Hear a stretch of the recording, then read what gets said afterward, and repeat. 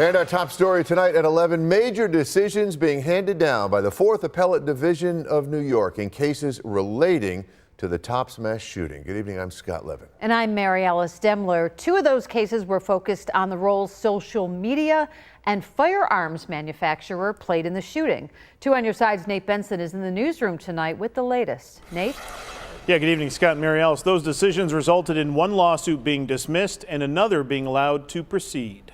A Friday afternoon decision dump by the 4th Appellate Division of the New York State Supreme Court. 2 cases of significance relate to the Tops mass shooting in 2022. One was a lawsuit by families of victims and survivors against firearms manufacturer MEAN LLC. The other, a lawsuit against the major social media companies, Facebook, YouTube, 4chan, Reddit, and more. In the case against the social media companies, the court ruled today that the social media industry is protected by a federal immunity statute called Section 230 of the Communications Decency Act.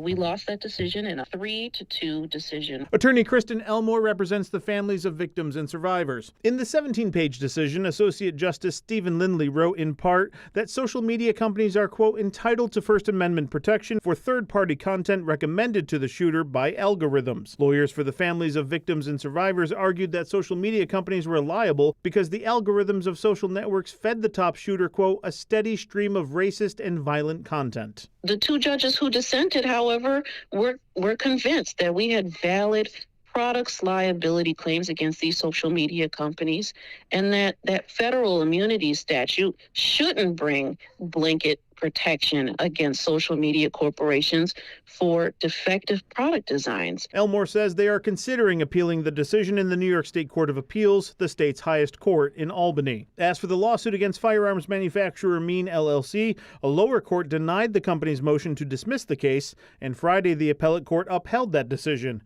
and rejected the notion that the company was entitled to immunity under the Protection of Lawful Commerce in Arms Act. I think the 4th Department really emphasized that statute only protects what you think of as lawful commerce. It only protects lawful actions. Friday's decision means the case can continue.